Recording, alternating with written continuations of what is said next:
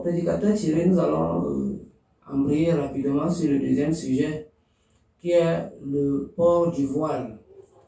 Aujourd'hui, c'est un sujet, s'il y a des préoccupations, les auditeurs ne doivent pas manquer de les suggérer au 699 83. Oui, frère, viens, 02. S'il vous plaît, on a un frère qui appelle là, il voulait dire quelque chose. On n'a pas. Oui, ne quittez pas. Oui. Oui, bonjour, frère Thierry. Oui, bonjour, monsieur. Bonjour, mon frère. Je suis le révérend Martin Pilat. Je suis un ami, je vous suis depuis pratiquement un an. Oui. Je vois vos débats avec Généon, je vois le débat sur YouTube. Chaque fois, j'ai même pratiquement toutes les épisodes où vous passez et où vous intervenez. Oui. Et j'étais vraiment ravi de savoir que vous êtes au Cameroun, quoi. Oui, oui. Bon, moi, j'étais déjà arrivé en Côte d'Ivoire là-bas. Oui. Pour une mission, parce que je travaillais à l'époque dans la téléphonie. Oui. Dans la téléphonie et aussi j'étais en collaboration avec Edith Press. Oui, oui. Avec Edith Press, je suis venu là-bas chez vous. Oui. Pendant que j'étais là-bas, j'ai voulu rencontrer Généon. Oui. Mais malheureusement, il m'avait blacklisté parce que je voulais lui poser quelques questions sur le côté. Quelques questions sur le côté, mais il m'avait blacklisté. À ce moment-là, je ne me connaissais pas encore. Oui, oui. Je ne connaissais pas encore que j'étais quelqu'un qui venait guérir dans l'antenne des gens comme ce que je décriais, quoi. Oui. Mais je voulais te dire que je suis vraiment content de savoir que je suis au Cameroun. Et moi, je suis à Douala. Oui. Et je fais mes petites affaires aussi à Yaoundé. Oui, oui. Demain, je crois, s'il plaît à Dieu, je serai là. Et quand je vais finir, je pourrais faire un tour en van. Je ne sais pas où vous êtes descendu pour qu'on se rencontre, pour vous voir, quoi. D'accord. Donc, je voudrais vraiment qu'on se voit et puis qu'on en parle un peu. Moi, ce que vous faites, j'aime ça. L'évangélisation de rue que vous faites, c'est quelque chose de formidable. Amen. Je ne sais pas si vous allez faire ça ici au Cameroun. Je ne Oui. sais pas si vous allez faire ça au Cameroun, c'est quelque chose de formidable. Et j'ose croire que les gens qui vous ont invités vont rester avec cette onction-là. Oui. Parce qu'il faut bien qu'on descende sur les rues. Et comme pour beaucoup de gens, dans la provocation que vous faites, ce n'est pas une provocation, c'est l'enseignement. Ça ouvre les yeux aux gens, ça dit les choses aux gens, et je vous dis, vraiment, je suis très content. J'aime le passage que vous avez eu avec mon frère Tchèque, notre compatriote Tchèque, il n'est pas mon frère, mais on m'a appelé frère. Comme Camerounais, mais il n'est pas mon frère, lui il est Camerounais, c'est un compatriote, mais j'étais vraiment béni. J'ai été béni par cette première phase-là. Je vais encore enregistrer les deux autres phases qui sont sur les réseaux sociaux. Je vais enregistrer pour suivre aussi la suite. Donc, je vous dis bravo et bravo. Que le Seigneur vous comble de tout notre temps vous attend. Que votre famille qui est restée en Côte d'Ivoire soit bénie et soit protégée par la main du Très-Haut. Et l'œuvre pour laquelle tu es venu au Cameroun, qu'elle s'accomplit. Parce que nous savons que le Cameroun est le terre du réveil. Et la terre du réveil. Au Cameroun, je ne sais pas si tu as vu ça. Le Cameroun est la terre du réveil. Le réveil va partir. C'est pour ça que tous les pasteurs qui viennent ici, ou bien qui parlent ici, ont une rencontre avec une onction particulière. C'est cette onction-là que tu auras, mon frère. Je te le dis et je le confirme. Ça vient de la part de Dieu. Ce n'est pas, je ne te connais pas, on ne se connaît pas. Je t'ai entendu parler une ou deux fois. Je t'ai vu discuter une ou trois fois. Et puis tu m'as ouvert les yeux dans beaucoup de choses. Beaucoup de choses. Et surtout la façon avec laquelle on maniait les versets. Moi, ça m'enchante. Ça m'enchante. C'est un défi que je me suis donné avec mon Seigneur. Que je puisse aussi magnifier des versets comme ça. Quand on pose la question, que je ne cherche pas loin, que je ne cherche même pas dans une boucle pour aller non, que ça vienne, que ça coule comme ça dans le cœur avec vous. C'est ça. C'est-à-dire que vous avez reçu. C'est emmagasiné en vous. Et vous ne pouvez donner que ce que vous avez reçu. Et le Seigneur avec ça, je crois que vous êtes en train de chambouler le monde religieux. L'église n'est pas dans les maisons. L'église est dehors. Comme vous êtes en train de faire. Et que le Seigneur vous bénisse. Que le Seigneur vous bénisse, mon frère. Amen. Que le Seigneur vous bénisse. Je sens que le Seigneur vous bénisse. Amen. Amen. Donc, c'est pour ça que nous appelons demain, je serai à Yaoundé. Et je vais devoir vous appeler. Oui. Parce que si on peut se rencontrer, on se voit, on se salue. C'est vraiment une salutation à Yaco. Comment dire le bienvenu? Le bienvenu, comment dire? Aquaba, au Côte d'Ivoire, Aquaba. Voilà, que seul Aquaba, c'est pas le Yaco, vous n'avez pas perdu quelqu'un. Celui vous avez perdu Satan. On dit Yaco pour Satan. Mais pour le reste, vous avez tout. Mon frère, soyez bénis. Je suis content de vous entendre. Je suis content de chanter avec vous. Moi, je suis satisfait. Et comme vous avez dit, je crois que j'ai votre WhatsApp. De temps en temps, quand j'ai un besoin, on va se suivre les cours et puis voir comment on peut trouver la solution à ça. D'accord. Vraiment, mon frère, que le Seigneur te bénisse. Tu vois, c'est ça. C'est ce que nous manquait. C'est ce qui manquait aux chrétiens. On n'était pas solidaires. Voilà. Maintenant, Dieu nous a mis à cœur d'être pareil. Il n'est pas tard de faire mieux. Voilà. Donc, maintenant, c'est d'être solidaire. Si je connais quelque chose, Dieu ne donne pas un don pour l'individu lui-même. Dieu donne un don pour que l'individu, pour édifier son assemblée, pour édifier ses enfants. Donc, si j'ai un don, si j'ai un don pour comprendre le Coran, dématrer le Coran, décortiquer le Coran, voilà, je dois aussi mettre ce don-là au service et au profit du peuple de Dieu, et de mes frères et de mes soeurs camerounais et camerounaises. Voilà pourquoi j'ai vu que Cameroun n'est pas trop loin de la Côte d'Ivoire, mais j'entendais beaucoup de bruit. On entendait beaucoup de bruit des imams, tel que celui à qui on a fait déjà 5 débats, donc l'imam Cheikh Sanga, voilà, et qui fait vraiment beaucoup de bruit ici au Cameroun, précisément ici à Yaoundé, qui attristait des hommes de Dieu, qui mettaient les bâtons dans leurs roues et qui se moquaient d'eux sur les réseaux sociaux, à la télévision, sur la chaîne de télévision, la Vision 4, oui, partout, il passe là. Il est le représentant ou bien la figure emblématique, voilà, des musulmans ici à Yaoundé. Et moi, j'ai dit, bon, tiens, il faut que quand même on puisse aller là-bas pour le fouetter un peu, quand même, pour qu'il puisse arrêter d'embrouiller. C'est une chicotte spirituelle. Donc, déjà, on lui a déjà donné 5 piqûres. On lui a dit, bon, il faut aller te reposer un peu. Pendant ce temps, le mercredi, après-demain, on sera à Douala pour aller aussi donner un peu des comprimés, hein, des petits comprimés à ce imam aussi qui s'agite là-bas, qu'on appelle l'imam Mokhtar. On va arriver là-bas demain pour lui donner aussi sa part de piqûres, y compris Imam Abi Marwan et Imam Mohamed. Il faut que ces 4 imams-là reçoivent vraiment des véritables piqûres, voilà, avant que nous quittions le Cameroun. Donc voici un peu de quoi il s'agit. Ok. Ok. Donc merci beaucoup mon frère. Comme on va s'appeler après, comme nous sommes déjà dans un cadre, dans un thème bien précis, voilà, pour ne pas qu'on soit hors sujet, voilà, donc je vais te laisser et après l'émission on va s'appeler. Ok, merci mon frère. Ok, merci pour la réaction de l'auditeur. Nous lui disons merci d'être intervenu. Alors nous allons poursuivre avec le vif du sujet. Nous étions à la deuxième dorsale. Oui, le voile. Voilà, nous parlons du voile et de la femme. Nous dit la Bible au sujet. Aujourd'hui, nous avons 2 tendances doctrinales qui diraient que la femme doit porter le voile et d'autres qui pensent que les cheveux de la femme sont déjà comme un voile. Alors nous voulons que vous nous apportez un peu d'éléments, que vous nous apportez des éclaircies là-dessus. Donc je vous remets la parole tout simplement et nous vous écoutons religieusement. Merci beaucoup pour votre sagesse, monsieur le journaliste. Alors, le deuxième sujet, après avoir parlé déjà du parler en langue véritable, je pense que les filles de Dieu ont retenu l'essentiel. Alors, le deuxième sujet maintenant qui va nous éclairer également, sinon qui nous interpelle, qui est très important pour les filles de Dieu et les filles de Dieu, c'est celui du voile de la femme. Mais pas le voile de la femme selon les hommes, selon le monde, pas le voile de la femme selon l'islam, pas le voile de la femme selon les dénominationnels, pas le voile de la femme selon les bishops ou bien les archibishops, ou bien les évêques ou bien les archevêques, pas le voile de la femme selon les prêtres ou bien les papes, mais c'est le voile de la femme, bien les mamans pasteurs, c'est le voile de la femme selon Dieu. Parce que Dieu écoute son peuple. Et son peuple doit aussi l'écouter.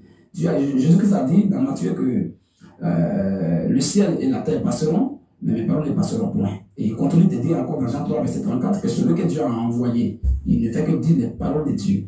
Si vraiment Dieu nous a envoyé, ce que nous devons dire, nous ne devons pas raisonner. Pas dans notre crâne, nous ne sommes pas plus sur le camp que Dieu. Nous avons la parole, mais lui, il est la parole. On va s'appuyer sur sa parole de Dieu pour déterminer maintenant et définir le voile selon Dieu. Alors, le voile, d'abord, il faut dire de façon étymologique. Le sens étymologique du voile, ça veut dire quelque chose qui empêche l'homme de voir quelque part ou de voir quelque chose. Ça veut dire quoi? Je suis arrêté là. Vous voyez que le mur qui est là m'empêche de voir le technicien qui est derrière. Le mur m'empêche de le voir. Donc le mur déjà restreint ma vision optique. Vous voyez un peu? Donc du coup, comme le mur là qui est là m'empêche de voir le technicien qui est derrière là-bas, le mur constitue pour ma vue optique, ou même mon périmètre optique, un voile. Le mur m'empêche de voir celui qui est derrière. Donc le mur constitue pour ma vue un voile. Mais le mur n'est pas un chapeau. Le mur n'est pas un foulard. Alors, donc voilà pourquoi j'ai dit tout à l'heure, quelque chose qui empêche l'homme de voir quelque part ou de voir quelque chose. Je vais voir celui qui est derrière ce mur, où le tissu est vert. Je vais voir derrière, mais il y a un mur qui est là. Le mur là m'empêche de voir derrière. Le mur n'est pas transparent. Donc du coup, le mur là constitue pour ma vue un voile. Non seulement il m'empêche de voir derrière ce qui passe derrière, vous voyez, et il m'empêche également de voir ce qui se passe derrière.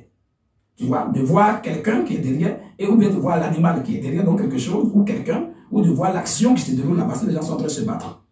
Je ne sais pas. Donc le mur là m'empêche. Du coup, le mur constitue pour ma vue un voile. Mais le mur ne passe d'un foulard, ou encore moins un tissu, ou un mot ou un chapeau. Voici, bien défini là, le mot voile de façon étymologique. Mais on va maintenant rentrer dans les écritures aussi, pour voir de quoi il s'agit, pour voir ce que j'ai dit là, c'est vrai ou bien c'est faux. Alors, on va aller d'abord. Vous voyez déjà, donc, il dit que le mur peut constituer un voile pour l'homme. Même l'homme lui-même peut constituer un voile. Voici le frère polyvalent, le frère Jean Méledge, qui est là. Il m'empêche, le frère Noé est derrière Jean. Le frère, je vais voir le frère Noé. Le frère Jean qui est là m'empêche de voir le frère Noé qui est derrière lui, parce que le frère Jean n'est pas transparent. Vous voyez, il m'empêche de voir derrière lui celui qui est derrière lui. Du coup, le frère Méledge, donc le polyvalent qui est là, il m'empêche de voir le frère qui est derrière, du coup, il considère pour ma vue un voile. Pourquoi? Parce qu'il m'empêche de voir celui qui est derrière lui. Mais le frère Méledge n'est pas un foulard, il n'est pas un moudou, il n'est pas un chapeau, il n'est pas un tissu. Vous voyez? Donc, l'homme peut être voile. Le mur peut être voile.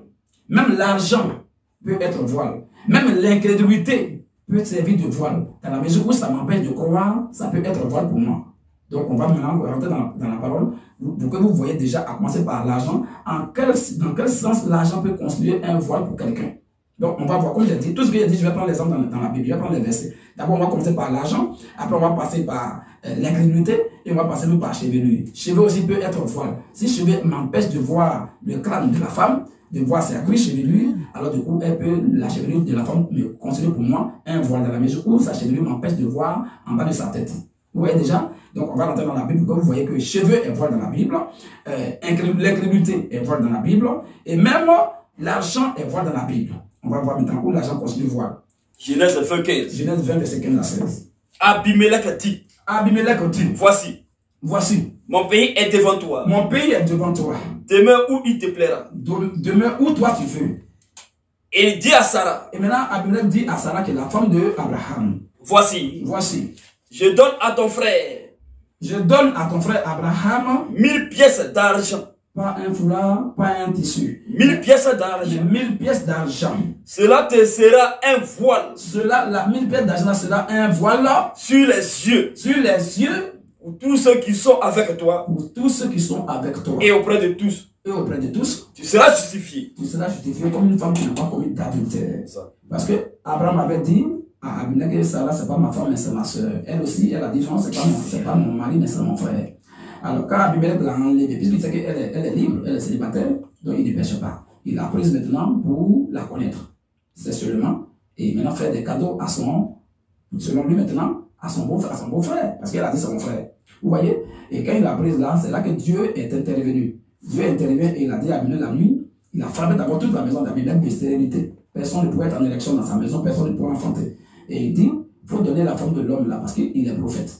Abraham ne s'est pas mis dans la rue pour dire, je suis le prophète de votre temps. Il ne s'est pas mis dans la rue pour les mettre en garde, pour dire, c'est moi le prophète de votre temps. Si vous ne croyez pas à moi, vous partez en enfer. Si tu ne crois pas à moi, c'est moi le dernier prophète. C'est moi. Tu veux pas, ici ton prophète. Abraham n'est pas allé dire ça à Abimelech. C'est Dieu même qui intervient et qui dit à Abimelech, celui-là, il est mon prophète. Voilà un véritable prophète, il ne fait pas beaucoup de bruit. Pas comme ce qu'on voit au départ, je suis le dernier prophète, je suis le prophète du temps de la fin. C'est moi votre prophète. C'est moi, tu veux pas, tu veux pas. C'est moi, je suis ton prophète. Un peu comme si tu as un problème d'identification. Qui tu discutes avec toi? Tu fais concurrence avec qui?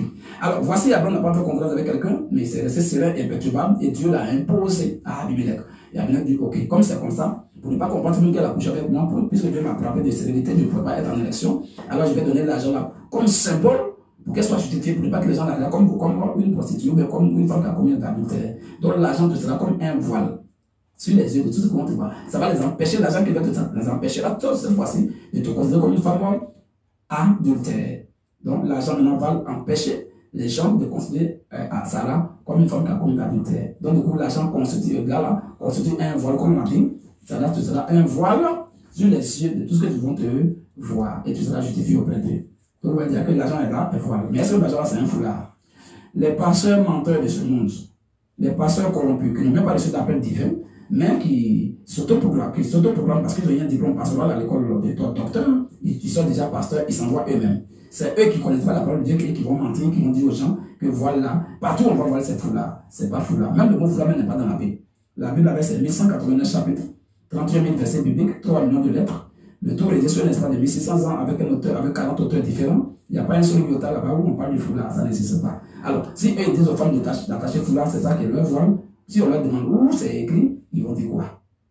Vous voyez? Donc voici maintenant que l'argent peut être voile, comme ce qu'on vient de dire dans Genèse chapitre 20, verset 15 à 16. On va prendre maintenant 2 Corinthiens, maintenant chapitre 3, verset 14 à 18. Là, on va voir que l'incrédulité est aussi un voile. On va voir tout à l'heure. 2 Corinthiens 3, verset 14. Oui. Mais ils sont devenus durs d'entendement. Oui. Car jusqu'à ce que ce jour, Hein? jusqu'à ce que, Oui. car jusqu'à ce jour, Jusqu'à ce jour. le même, Je reprends. car Oui. jusqu'à ce jour, Car jusqu'à ce jour, le même voile demeure. le même voile demeure. Quand? Vous voyez, voile aussi. Le même voile demeure. Quand? Oui. Quand ils font la lecture Quand ils font la de lecture l'Ancien Testament. de l'Ancien Testament, quel était ce voile-là? Ils ne comprennent pas. Donc c'est l'incrédulité qui les empêchait de comprendre les Écritures. C'était pour eux là un voile. Continue un peu. Ils ne se lèvent pas. Oui. Parce que c'est en Christ Oui. qu'il disparaît. Voilà. Jusqu'à ce jour. Le voile en question que l'incrédulité ne peut pas partir, parce que c'est en Jésus-Christ que le voile que l'incrédulité va quitter, va être ôté. Continue jusqu'au verset 18 ans. Jusqu'à ce jour. Jusqu'à ce jour. Quand on lit Moïse, Quand on lit la loi de Moïse, un voile est jeté sur leur cœur. attention, attention. Je prends là encore. Jusqu'à ce jour. Jusqu'à ce jour, Quand on lit Moïse, quand on lit la loi de Moïse, un voile est jeté oui, sur leur cœur. est-ce que sur le cœur là-bas, c'est foulard, on a attaché là-bas? Parce que lorsque les pasteurs de ce monde voient le mot foulard partout, ils voient foulard, ils disent non. Partout, ils voient voile et disent parce que c'est foulard. Voilà ce que Dieu dit ici. Jusqu'à ce jour, quand on fait la lecture de la loi de Moïse, un voile est jeté sur leur cœur. Est-ce que c'est foulard, on a attaché dans leur cœur là-bas? Est-ce que c'est un modibo? Est-ce que c'est un chapeau? Est-ce que c'est un morceau de tissu qu'on a attaché dans leur cœur? Non. La Bible va nous dire qu'est-ce qu'on appelle ce voile-là. Vas-y. Mais lorsque les cœurs se convertissent Mais lorsque les cœurs se convertissent au Seigneur, au Seigneur, le voile est ôté. le voile est Ôté. vous voyez, le voile est ôté. Donc l'incrédulité maintenant est ôtée. Donc le voile ici c'est l'incrédulité. Et non un foulard, encore moins un modibo, bien un chapeau, bien un tissu quelconque. Vous voyez, voici de quoi il s'agit. Alors, on va lire maintenant le dernier verset, ici de concernant le voile. 1 Corinthiens chapitre 11, verset 4 jusqu'au verset 16. Parce qu'on a vu voile dans le cœur, donc l'incrédulité. On a vu voile sur les cheveux, donc l'argent. On a vu voile comme tel que l'homme qui peut empêcher l'homme, qui peut empêcher son frère de voir derrière lui, tel que le mur. Tout ça on a vu. Mais Dieu va maintenant nous parler d'un autre voile. Mais cette fois-ci, Dieu va nous donner la situation géographique du voile en question. Vas-y maintenant. 1 Corinthiens 11, 4. Oui. Tout homme qui prie Tout homme qui prie ou qui prophétise, ou qui prophétise, la tête couverte, la tête fermée, déshonore son chef. déshonore son chef. Toute femme, Toute femme, au contraire, qui qui prie ou qui prophétise, qui prophétise, la tête non voilée, la tête non voilée, déshonore son chef. déshonore son chef. C'est comme si elle était rasée. Vous voyez, on n'a pas dit c'est comme si son foulard est déchiré. On n'a pas dit c'est comme si son foulard est tombé. On n'a pas dit c'est comme si son foulard est gâté. On dit c'est comme si elle était Rasée. ou un homme qui a toutes ses facultés en place. On sait ce qu'on rase sur la tête. Vous voyez un peu. Donc Dieu donne juste un peu les signaux pour qu'on sache de quel voile s'agit-il. Continue un peu. Car Car si une femme n'est pas voilée, si une femme n'est pas voilée, qu'elle se coupe aussi les cheveux. attention. On n'a pas dit si une femme n'est pas voilée alors qu'elle déchire son foulard, ou bien qu'elle déchire son morceau de pain, ou bien son chapeau, ou bien son modibo. Qu'elle se coupe aussi les cheveux. Le nom sort maintenant là. Dieu n'a pas peur de dire foulard s'il s'agit du foulard. Si une femme n'est pas voilée, qu'elle se coupe aussi les Cheveux. on n'a pas dit qu'elle déchire son foulard, mais qu'elle se coupe aussi les cheveux. Vas-y. Or, Or, s'il est honteux pour une femme d'avoir les cheveux coupés si c'est un péché pour une femme d'avoir les cheveux coupés, ou d'être rasée, ou bien d'être rasée, qu'elle se voile. alors qu'elle laisse ses cheveux bien poussés. L'homme ne doit pas se couvrir la tête. L'homme ne doit pas se couvrir la tête. Puisqu'il est l'image et la gloire de Dieu. Parce qu'il est l'image et la gloire de Dieu. Tandis que la femme est la gloire de l'homme. Tandis que la femme est la gloire de l'homme. En effet, l'homme n'a pas été tiré de la femme. C'est un sujet capital qui a fait couler beaucoup d'encre au temps de Paul. Qui a suscité beaucoup de murmures. Où il y a eu même des divisions dans l'assemblée de Corinthe. Alors, Paul était obligé de prendre ce sujet maintenant à bras le corps, de prendre ça au sérieux et de commenter depuis à faire une introduction en passant par le corps du sujet qu'on appelle le développement jusqu'à aboutir à la conclusion. Donc, il prend tout et il prend tout son temps pour décortiquer ça pour qu'on soit une fois pour de bon éclairé. Si vraiment on aime Dieu. Vas-y. En effet. En effet. L'homme n'a pas été tiré de la femme. L'homme n'a pas été tiré de la femme. Mais la femme a été tirée de l'homme. Mais la femme a été prise de l'homme. Et l'homme n'a pas été créé à cause de la femme. L'homme n'a pas été créé à cause de la femme. Mais la femme a été créée à cause de l'homme. Oui. C'est pourquoi. C'est pourquoi. La femme. La femme. À cause des anges. À cause des anges. Doit avoir sur la tête. Très bien. Donc, notable numéro 1, fondamental. Donc, le vol en question dont Dieu parle ici, pour la femme, Dieu donne la situation géographique de ce voile-là. Doit avoir sur la tête. Donc, c'est sur la tête, pas sur les cheveux cette fois-ci. Pardon, pas sur les yeux cette fois-ci, comme l'argent tout à l'heure. Pas pour sa vie côté, comme tout à l'heure, le frère est derrière moi. Il est devant moi, il m'empêche de voir derrière nous, bien le mur là, ou bien celui vert. C'est pas ça. Pas cette fois-ci dans le cœur, comme l'incrédulité. Mais Dieu donne la situation géographique du voile, de l'emplacement du voile dont il parle. Il dit quoi? C'est pourquoi la femme, à cause des anges, doit avoir sur la tête. Elle doit avoir pas sur les cheveux, pas sur les yeux, sur la tête. Même, sur la tête. Une marque de l'autorité dont elle dépend. Une marque de l'autorité, ça veut dire quoi? Tu prends deux têtes, tu fermes tout le corps et tu fais passer deux têtes dans deux trous. Une tête pour la femme et l'autre tête de l'homme. On ne voit pas leur visage, on voit qu'une partie de leur corps. C'est seulement leur tête seulement qu'on voit à travers les trous. On va déjà savoir la tête de l'homme et la tête de la femme, pas par leur volume. Tu vois, pas par leur poids. Mais déjà, on va voir que ça, par rapport à la chevelure, déjà, on sait que ça, c'est tête de femme. Et ça, c'est tête de l'homme. Parce que la femme, la fille de Dieu, doit avoir des cheveux qui sont longs sur sa tête. Continue, frère. Toutefois, dans le Seigneur, la femme n'est point sans l'homme. La femme n'est point sans l'homme. Ni l'homme sans la femme. Ni l'homme sans la femme. Car de même que la femme a été tirée de l'homme. De même que la femme a été prise de l'homme. De même l'homme existe par la femme. De même l'homme existe par la femme. Et tout vient de Dieu. Et tout cela est le plan de Dieu. Jugez-en vous-même. Dieu pose maintenant une question. Vous voyez, on va maintenant à la conclusion. Il a fini le développement, on rentre à la conclusion et il va faire une phrase introductive, mais de sous forme interrogative. Vous voyez un peu? Il dit, pose question maintenant à ceux qui font de n'importe quoi là. Jugez-en vous-même. Tu ne respectes pas ce que Dieu a dit. Il dit, jugez-en vous-même. Est-il convenable qu'une femme prie Dieu sans être voilée? Est-ce que c'est bien séant qu'une femme prie Dieu sans être voilée? La nature elle-même ne vous enseigne-t-elle pas que c'est une honte pour l'homme de porter de longs cheveux? Jusque-là, on n'a pas encore entendu foulard, ni modibo, ni chapeau, ni tissu. C'est voile, cheveux, rasés, coupé cheveux, voile, cheveux, coupé, rasés. C'est ce qu'on entend seulement. Dieu n'a pas peur des mots. Vas-y. La nature elle-même. La nature elle-même. Ne vous enseigne-t-elle pas que. Ne vous apprend-elle pas que. C'est une honte pour l'homme de porter de longs cheveux. C'est une honte pour le garçon de porter de longs cheveux. Mais que. Oui. C'est une gloire pour la femme tant portée. Le en remplace longs cheveux que l'homme ne doit pas porter. Donc c'est une gloire pour la femme. C'est un honneur pour la femme de porter de longs cheveux. Parce que. En conclusion. La chevelure. Lui a été donnée comme voile. Lui a été donnée comme voile. Dans d'autres versions, précisément version Osterval, vous allez voir là-bas, la chevelure lui a été donnée pour, tu as téléchargé ça dans ton téléphone, il faut prendre le verset rapidement, on va lire. Là-bas, vous allez voir que c'est la chevelure lui a été donnée pour voile. Vous voyez? Donc, les cheveux de la femme lui servent de voile. Quand Dieu parle de voile qui doit être sur la tête de la femme, ce sont ses cheveux naturels. C'est ça le véritable voile de la femme selon Dieu et non selon les hommes. Donc, toutes les femmes qui partent, tout par-ci par-là, toujours le foulard sur la tête, elle ne peut même pas les échapper, elle ne peut même pas respirer. Elle est aux toilettes, c'est chapeau sur sa tête ou bien foulard. Elle vient encore dans la cuisine, foulard. Sur le lit également, foulard. Et pour finir, ces femmes-là deviennent chauves. Elles deviennent comme les femmes, ceux qui pratiquent karaté chinois, leur disent, taïchi, c'est-à-dire que vous trouvez cheveux ici, tout est coupé. C'est dangereux. C'est dangereux. Et même le jour qu'elles enlèvent le voile, sur le foulard, tu vois que les cheveux, vraiment, il y a une odeur vraiment qui n'est pas agréable. Tu vois, c'est ces pasteurs-là qui mettent, ces pasteurs qui ne sont pas dans la vérité de Dieu, qui n'ont aucun appel, aucune commission, et qui n'ont aucun mandat divin, qui n'ont pas la révélation de Dieu, qui ont fait l'école pastorale et qui ont des moyens, des diplômes issus de l'école pastorale. C'est eux qui mettent seulement nos frères, nos sœurs dans des situations vraiment calamiteuses pour qu'elles souffrent, pour qu'elles se promènent avec des odeurs sur leur tête. Vous voyez un peu, ce n'est pas bon.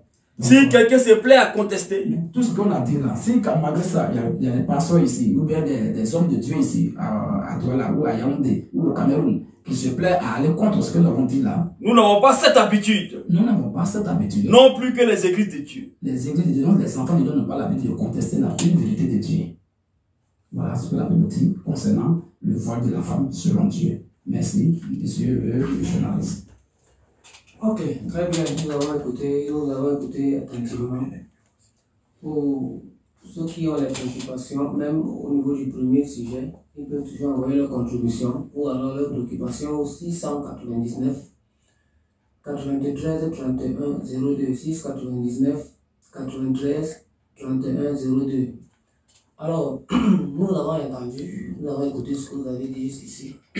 Alors, monsieur le prédicateur, nous voulons vous poser, moi je voulais vous poser une question personnellement. Allez-y. Lorsque la Bible parle du voile, avec tous les versets que vous avez évoqués là, je pense également quelque part pour ceux qui ont peut-être, qui se prêtent un peu à étudier la culture juive, que les Juifs déjà dans leur culture arboraient des voiles, d'où même les Arabes, parce qu'au-delà du fait que ce soit une doctrine coranique, mais déjà c'est une culture même au niveau des Arabes, et nous savons que les Arabes et les Juifs sont des frères. Et voilà. Alors, ne voyez-vous pas que déjà ce problème va du point de vue culturel, et que forcément toute culture n'est pas mauvaise.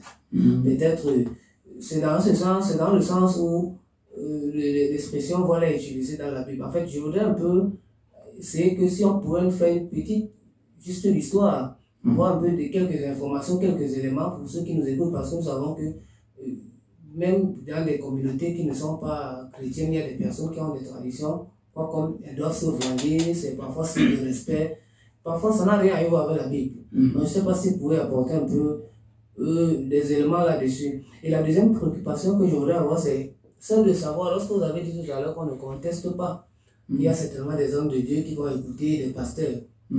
Est-ce que vous qui avez comme point de vue le port du voile, et ceux qui pensent le contraire, est-ce que si on est dans l'erreur, forcément, on n'est pas sauvé parce qu'on ne porte pas le voile? Parce qu'il y a certainement d'autres personnes qui vont vous dire que oui, on parlait du voile ici, au sens peut-être propre. Vous allez dire non, ce n'est pas du voile. En fait, on n'a pas évoqué tissu. Parce que j'ai écouté la façon que vous avez développé. Mais d'autres vont vous dire, on n'a pas évoqué le tissu, on a parlé du voile. Et le voile aussi peut être considéré comme un tissu. Et ils ne vous rendent peut-être pas d'autres explications au-delà. Donc moi, je voudrais savoir, au niveau de la deuxième question, bien sûr, si ceux qui ne portent pas le voile ou qui ne pensent pas, en fait, ceux qui portent le voile, ils ne pensent forcément pas comme vous êtes en train de le dire là. Est-ce qu'ils ne sont pas sauvés? Qu'en est-il de ces gens, de ces personnes? Merci beaucoup. Je termine là où vous avez commencé. Sinon, je commence là où vous avez terminé plutôt. Vous avez dit que le voile aussi peut être considéré comme tissu. Non. Le tissu peut être considéré comme voile. Mais tout voile n'est pas forcément tissu. Vous me saisissez, je réponds. Je vous saisis très bien. Je réponds. Le tissu, sinon, le voile peut être considéré comme un tissu. Mais tout tissu n'est pas forcément, sinon tout voile n'est pas forcément un tissu. Puisqu'on a vu tous les différents types de voiles. Alors, si Dieu parle du voile de la femme, et il ne nous laisse pas dans la cacophonie, et qu'il nous laisse voir de quoi il s'agit, et le voile dont il parle là doit être situé ou donnant sa situation géographique, parlant de la tête de la femme, je pense que c'est Dieu qui a parlé, et nous avons lu. Nous, les filles de Dieu, ne contestons pas avec Dieu, nous pouvons poser des questions, mais nous ne pouvons pas contester. Parce que le verset, on a lu plus de combien de versets, 4 jusqu'au verset 16, ça fait quelque chose de 10 versets, nous avons lu. Donc, ce n'est pas un seul verset, on a lu, vous voyez un peu, une pléiade de versets. Donc, en ce moment-là, on a vu, moi, ce que je demande simplement, il a dit, ceux qui disent que le voile de la femme, c'est foulard là, moi je leur demande pas un verset, je leur demande des 1000 versets qui parlent de foulard. Pourront s'en sortir? Pourront-ils s'en sortir? Non. Parce que ce n'est pas écrit. Il ne faut pas mettre ta pensée dans la parole de Dieu. C'est ce que la Bible appelle le raisonnement humain. Les gens font le raisonnement qui se passe sur les rudiments de ce monde et non sur Christ, non sur la parole. C'est ça qui crée le problème actuellement. Si toi tu vas prendre non, mais la culture, bon, les Juifs font comme ça. Mais la véritable culture, c'est la culture de Jésus-Christ. C'est la culture en Christ. Sinon, on parle de l'émancipation aussi. Oh, Dieu ne prône pas l'émancipation. Ça veut dire là, ça vient de Satan. Pour Dieu, c'est l'homme qui est le chef de la femme. Mais l'émancipation, il aurait voulu que la femme, elle est émancipée, elle est émancipée comme elle a les mêmes droits que l'homme. Ça, c'est dans le monde païen. Mais dans le monde chrétien, l'homme et la femme ne sont pas même chose. Ils sont souvent au même pied d'égalité par grâce. Mais concernant maintenant les exercices de leur fonction, là, l'homme est au-dessus de la femme, il est le chef de la femme. Il n'a pas dit qu'il va esclavagiser la femme, non. Mais il est le chef de la femme, comme tu l'as dit. Vous voyez? L'homme est le chef de la femme, comme Christ est le chef de l'Église. Alors, comme là n'est pas le sujet. Mais pour dire quoi? Il dit que je vous dis seulement de faire aussi attention. Lorsque nous parlons de Dieu, il ne faudrait pas seulement comprendre d'autres cultures. Parce que si on veut prendre les cultures, on ne va pas s'en sortir ici. Moi, il y a aussi en Côte d'Ivoire, il y a beaucoup de cultures. Moi, je suis en Côte d'Ivoire, je viens de l'Ouest. Il y a les frères qui viennent du centre. Il y a les frères qui viennent du nord. D'autres viennent également du sud. Il y a plusieurs cultures différentes. Mais si nous sommes en face de plusieurs cultures maintenant, alors, quelle culture nous devons prôner? C'est celle de Dieu. C'est elle qui est sanitaire. Sinon, chacun peut s'accrocher à sa tradition, à ses coutumes. Mais la coutume qui est au-dessus de toute coutume, c'est celle de Dieu. C'est ce que nous prenons ici. Nous parlons là de Dieu. Nous ne parlons pas de tradition, de la culture des gens. Nous parlons là de Dieu, de la culture de Dieu. Parce que Dieu cultive ses enfants, il les éduque. La Bible dit que Dieu a mis Adam dans le jardin pour le cultiver et pour le garder. Vous voyez? C'est ça. Donc la culture de Dieu, Dieu éduque déjà ses enfants. Et culture déjà ses enfants, c'est le plus important. Et c'est de ça qu'il s'agit ici. Parce qu'il veut parler de la tradition des gens, des coutumes, des juifs, des temps, vraiment, on ne va pas s'en sortir. Tout à l'heure, vous avez tenu une déclaration que les juifs sont les frères des arabes. Vous avez dit ça? Ça a attiré un peu mon attention. Ok. C'est sur quelle base les juifs vont être frères des juifs? Les juifs vont être frères des arabes. Voyez d'abord, on va prendre d'abord, parce que les Arabes aujourd'hui, surtout les musulmans, ils parlent aujourd'hui à cause d'Ismaël, qui était l'un des fils d'Abraham. Mais regardez un peu, la Bible dit que Ismaël, sa mère, c'est Agar. Agar n'est pas arabe, elle est égyptienne, donc africaine. Elle est égyptienne. Son père, Abraham, est qui? Hébreu. Bon, comment quelqu'un dont les deux parents, un est hébreu, l'autre égyptienne, sinon la femme égyptienne, donc par quel miracle les Arabes courent derrière lui? Par quel miracle? Les Égyptiens peuvent courir derrière lui. Les Hébreux peuvent courir derrière lui. Et non les Arabes. Parce qu'aucun de ses parents n'est arabe. Sa mère égyptienne, son père hébreu. Comme par quel miracle ses descendants vont être arabes? Par quel miracle? Par quel miracle? Ma mère, elle est de l'Ouest. Elle est guérie. Mon père est de l'Ouest, il est obé, de notre partie encore. Bon, dans quel coup, moi, mes enfants là, vont être chinois. Hein, mon frère? Ou bien mes enfants vont être camerounais. C'est quoi ça? Par quel miracle? Si l'un de mes parents même n'a aucun sang, aucun lien de sang avec les Camerounais. C'est quel miracle ça? Sa mère est égyptienne, son papa est hébreu et ses descendants sont arabes. Ok, donc ça, comme ce n'est pas le thème, restons dans le thème. Pour vous dire que quand on veut prendre la tradition des hommes, vous on va beaucoup dérouter. Alors, je reviens dans mon sujet. Je dis, le voile de la femme. Tout à l'heure, vous avez dit non, qu'il y a souvent même des gens qui portent le voile, oh, ils ne sont pas chrétiens, tout ça. Oui, là, ils font ce qu'ils veulent. Mais le chrétien, lui, sa boussole, c'est la Bible. Lui, le chrétien, sa boussole, c'est la Bible. Elle doit faire ce que Dieu veut, ce que son Père veut. Et non ce que la coutume et les traditions veulent. Moi, nous avons notre tradition. On a des masques. Nous, chez nous, là-bas, il y a des masques qui dansent. Quand le père Mohamed, c'est l'enfant qui prend le relais, et puis il a fait un masque. Il est là. On l'initie dans la forêt sacrée. Vous voyez? Mais moi, je suis chrétien. Je vais dire encore, retourner là-bas encore dans la tradition. Je ne peux pas. Dès que je suis chrétien, j'épouse maintenant la culture de Jésus-Christ. Et je laisse maintenant la tradition des hommes. C'est comme ça, c'est de ça qu'il s'agit ici, mon frère, le journaliste. Ok. Donc, je pense que tout a été déjà dit. Voilà, si vous avez une autre question, s'il n'y en a pas, on va passer au dernier sujet qui est maintenant le fait de... Oui, ok, allez-y. Oui, vous pouvez parler, monsieur. Une question. Allez-y. Il y a un frère qui pose la question. Une femme peut porter un foulard si elle s'habille, mais ce qu'on doit retenir, c'est que le voile pour la femme est sa chevelure. Merci. Mais est-ce qu'elle peut porter dans les habillements un foulard, un pagne sur sa tête? Oui, il a dit une femme n'est pas une chrétienne. Une femme, il n'y a pas de problème. Tout est permis dans ce sens-là, parce qu'elle est femme. Elle n'est pas chrétienne, elle n'est pas obligée de respecter la parole de Dieu. Maintenant, quand c'est une fille de Dieu, oui, si elle met, on appelle un foulard, dans quelle intention elle met le foulard? Elle met le foulard pour paraître plus belle, pour séduire les gens. En ce moment-là, elle va vraiment faire appel, ou bien on va chercher encore à voir si elle n'est pas de Jézabel. Parce que c'est Jézabel qui faisait tout ça. Que ce soit les ornements, que ce soit les manucures, pédicures, que ce soit même les rouges à lèvres, que ce soit ce que l'on a en cheveux. Tout ça, c'est Jézabel qui envoie ça depuis l'Ancien Testament, qui est la femme du roi Akab d'Israël. Nous connaissons la source. Même les boucles d'oreilles ont une source dans la Bible. Ce n'est pas les femmes qui portaient boucles d'oreilles, c'était les hommes qui portaient, et non pas n'importe quel homme. C'était les hommes qui étaient esclaves, qui ont décidé de rester esclaves à vie sous le joug de leur patron. C'est leurs oreilles, on pèse sur un poisson là. Pour que ça c'est une marque pour qu'il avait la possibilité d'être libéré, mais il n'a pas voulu, délibérément, volontairement, il n'a pas voulu être libéré. Il veut rester sous le joug de son patron. Voilà pour mettre une marque pour le différencier de ceux qui n'ont pas encore eu l'occasion de décider. Parce que lui, il a eu l'occasion de décider d'aller d'être libre. Il dit, il veut rester sous le joug de son patron. Il aime son patron. Alors, on lui pèse une oreille, et puis on met là, boucle d'oreille. C'est une marque pour dire qu'il est esclave à vie. Il sera au service à vie de son maître.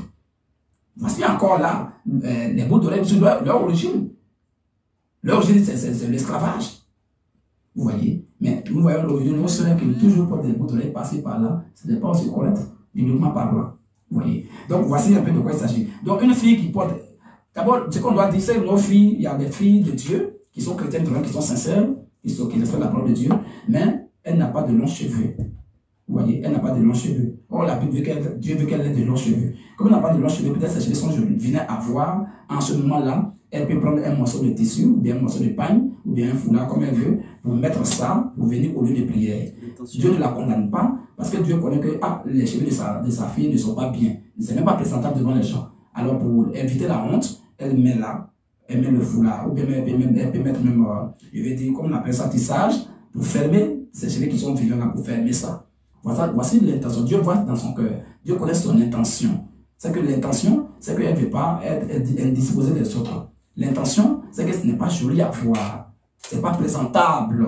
Ses cheveux sont courts. Donc, elle peut mettre les tissages en entendant, au fur et à mesure, jusqu'à ce que ses cheveux poussent.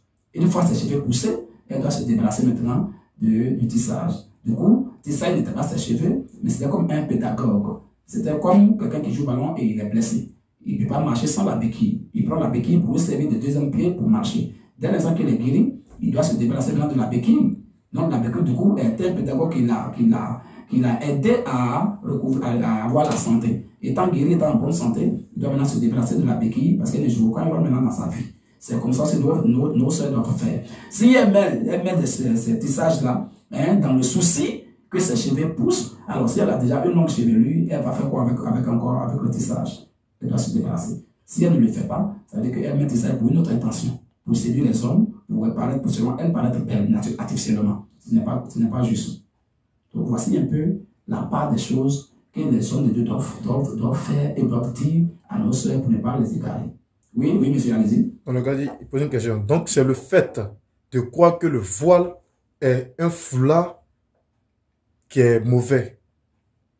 C'est le fait de croire que le voile que Dieu a dans la femme est un foulard qui est mauvais. C'est un péché dans la mesure où ça s'oppose directement à ce que Dieu a dit. Dieu avait peur de dire foulard. Dieu avait peur de qui pour dire foulard si ça était de foulard.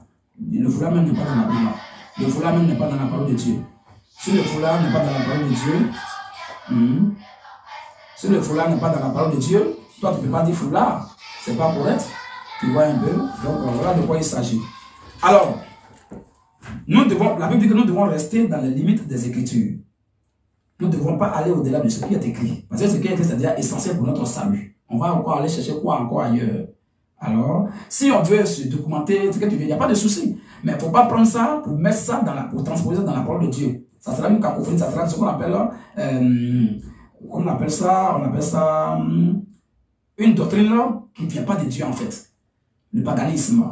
Et Corinthiens 4:6. Oui. C'est à cause de vous. C'est à cause de frère, oui, que j'ai fait de ces choses une application à ma personne. Oui, grand lecteur. Et à celle d'Apollos. C'est une lecture impeccable et verset vraiment détecté. Oui. Afin que vous appreniez à nos personnes. Afin que vous appreniez à nos personnes. À ne pas aller au-delà de ce qui est écrit. À ne pas aller au-delà de ce qui est écrit. Ma tradition, si ce n'est pas dans les Écritures, je laisse ma tradition à côté. La tradition de Dieu est la meilleure tradition. La coutume de Dieu est la meilleure coutume. La culture de Dieu est la meilleure culture. Il n'y a pas une autre culture qu'on va transposer dans la parole de Dieu, ça devient la mort. C'est pas bon, c'est le levain. Voilà, voilà de quoi il s'agit, mon frère. Si vous permettez qu'on peut rentrer dans le dernier, troisième sujet, si il n'y a pas de préoccupation, on va passer au troisième sujet. S'il y avait quelque chose à dire, je vous écoute. Bon, ok, nous avons compris ce que vous avez voulu exposer ici. Mais la question, en fait, on va faire une petite nuance.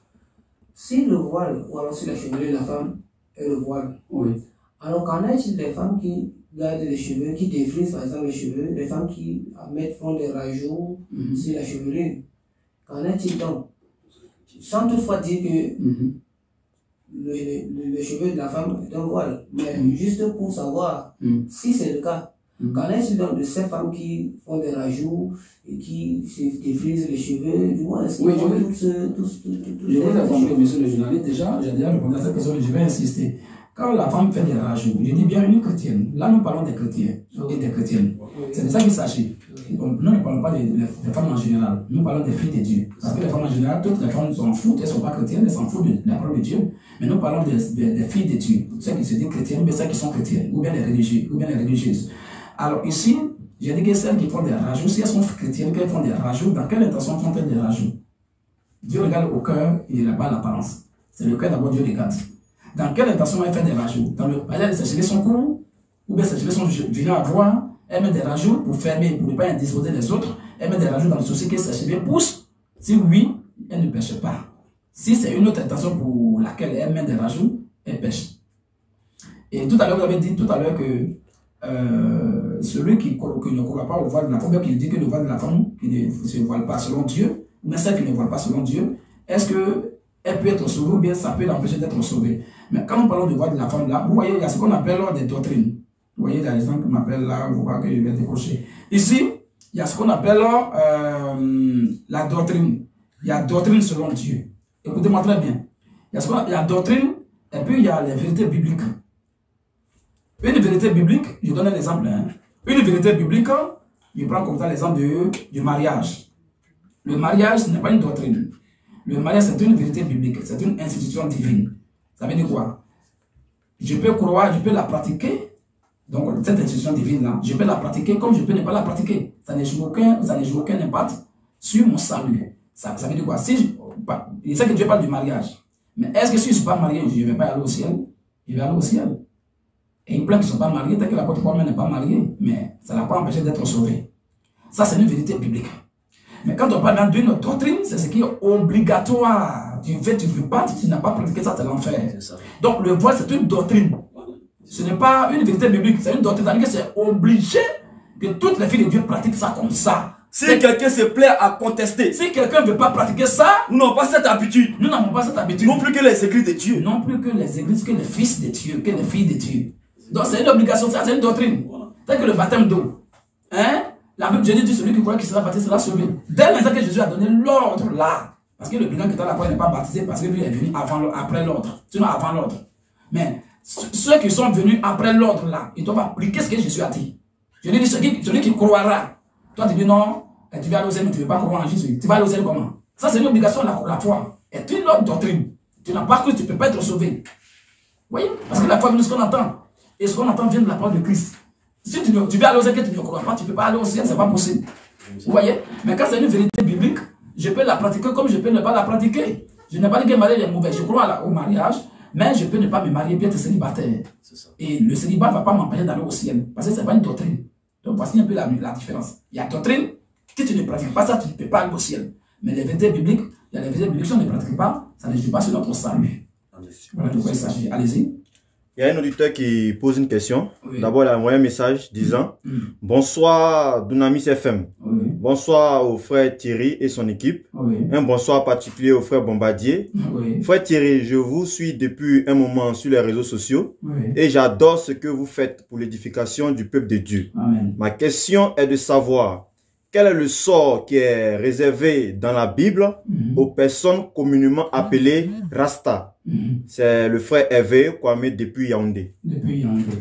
Très bien, c'est une très belle question. On va prendre 1 Corinthiens 11 qu'on disait tout à l'heure. Les personnes communément connues sur l'appellation de Rasta dans la Bible, sinon oui, dans le monde ici de Rasta, je pense qu'il m'écoute, hein, l'auditeur s'il m'écoute, c'est que les personnes, les Rasta ne peuvent pas aller au ciel. Les Rasta ne peuvent pas aller au ciel, ils ne sont pas sauvés. Ce que je sais dans les Écritures, ceux qui vont aller au ciel, c'est uniquement, bon, si on veut voir les Rastas au ciel, c'est ceux qui ont été Rastas sur l'ordre de Dieu. Voilà. Vous m'écoutez bien? Très bien. Vous avez dit, quel est le sort réservé aux Rastas selon les Écritures? Je dis, il y aura quelques Rastas au ciel. Et ces Rastas qui seront au ciel là, eux, ils ont été Rastas sur l'ordre de Dieu. Tel que Samson. Quand on prend Juge 13, on dit le rasoir ne passera pas sur sa tête.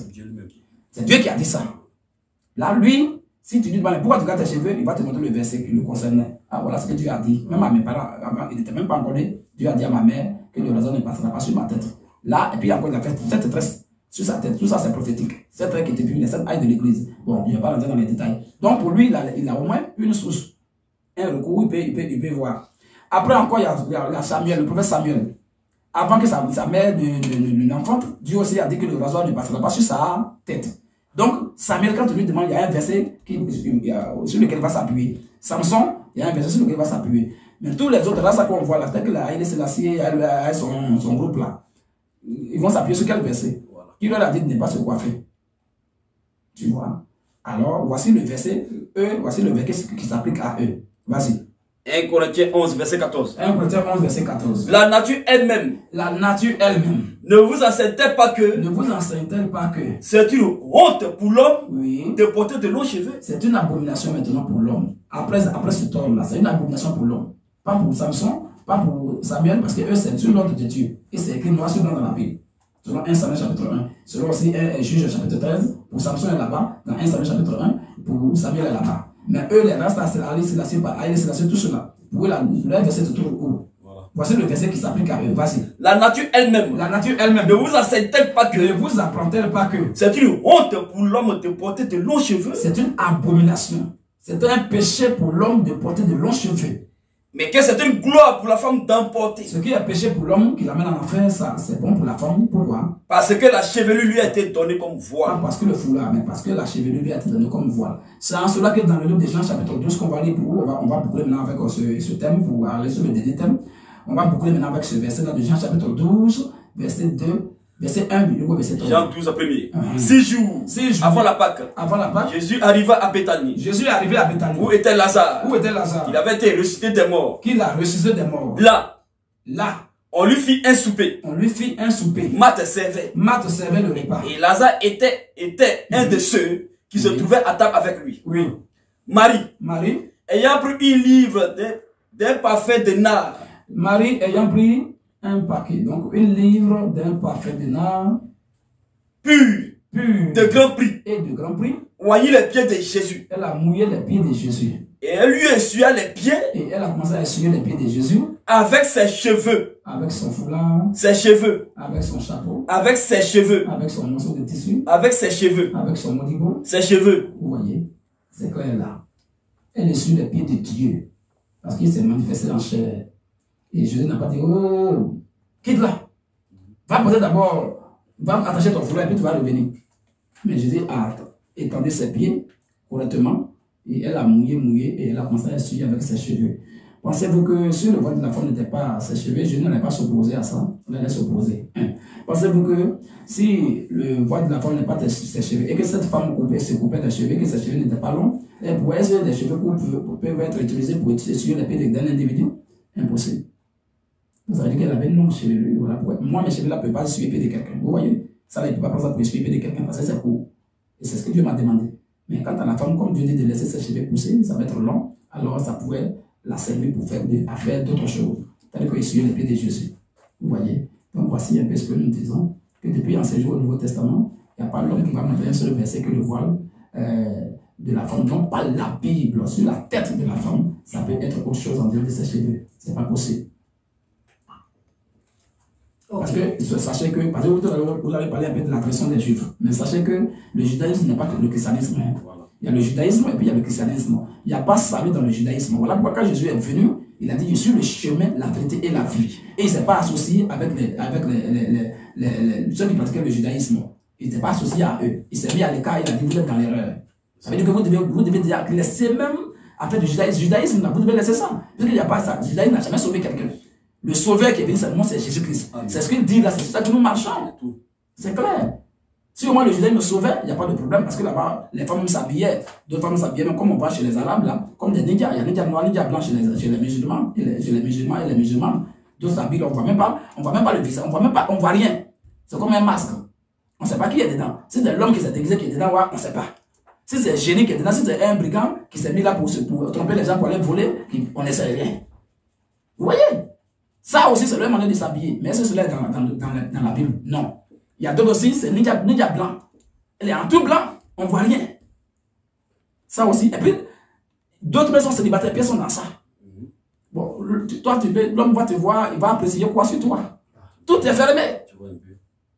Bon, tu as dents qui sont longues pour dragon voir, on ne sait rien. On va. Non, c'est pas possible. Ça, vraiment, ça c'est la tradition de Satan.